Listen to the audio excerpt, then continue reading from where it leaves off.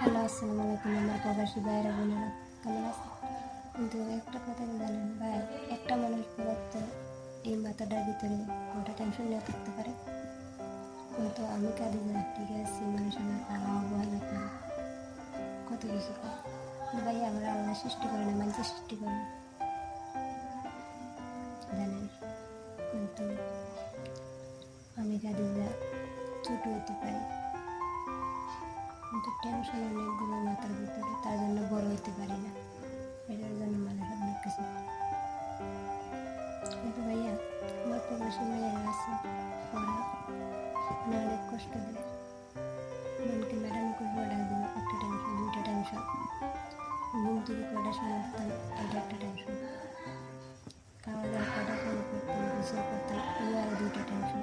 কটা পাঁচটা, বাচ্চার একটা টেনশন, ছয়টা, মার একটা টেনশন, সাতটা।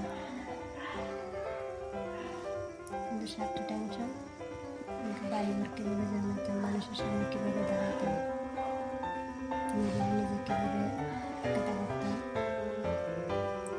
নিজেরও জীবনে কপাল ফিরা, এগুলা কি করতাম। তোমরা তো বাসারে ভাইয়া যে অবশ্যই তোমরা কোনো কিছু জানো না, তার জন্য মনে তোমরা এগুলো করো।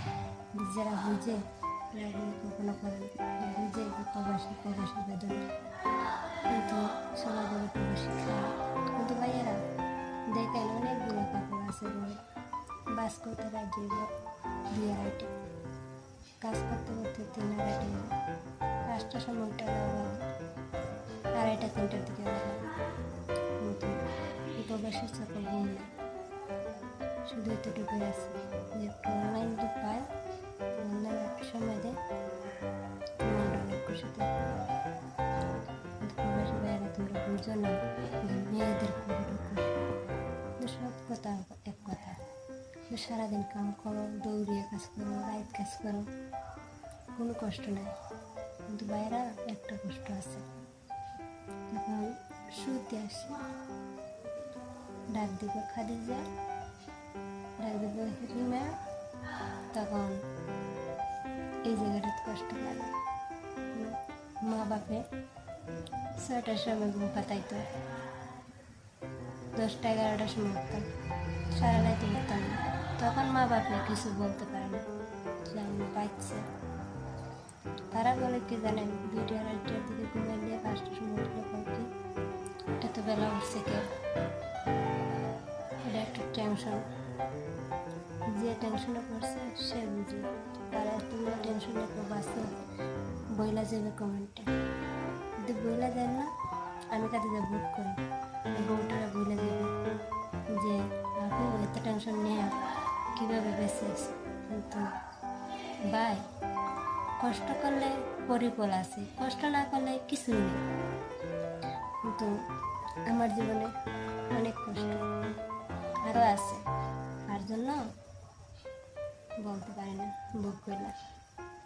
কিন্তু চাই আমার কষ্ট, কেন আল্লাহ যদি আমার কষ্ট দেয়, মানুষে কিছু করতে পারবে না। আমার শত্রুরা যদি কষ্ট দেয়, কিছু করতে পারবে না। আল্লাহ কইছে যে আমি তোমারে পাঠাইছি, আমি তোমারে নিব, তুমি যে নিজের ইচ্ছাতে যাইবা আমার কাছে, তোমার পাপ হইবে, তা আমার পাপ হইতে ভাইয়া। আল্লাহ পাঠাইছে আমারে, আল্লাহ নিব, মানুষ নিতে পারবো না।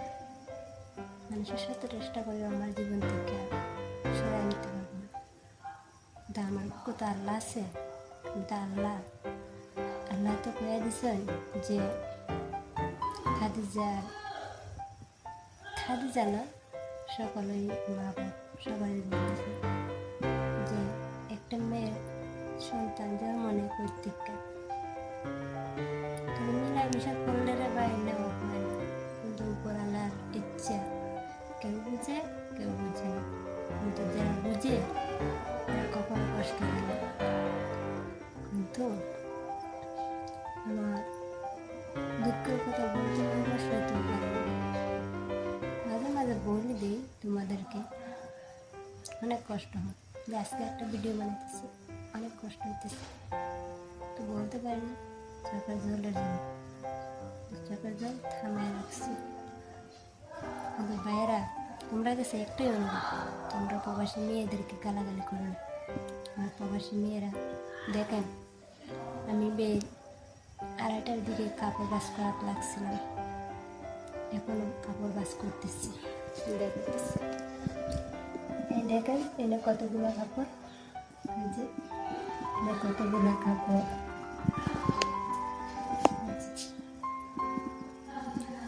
দেখছেন? এগুলো কাপড় বাস করতে করতে হাতে ব্যথা করে, কি বলবো আর।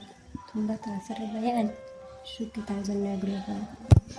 আসসালামু আলাইকুম, সবাই ভালো থাকেন আর সুস্থ থাকেন।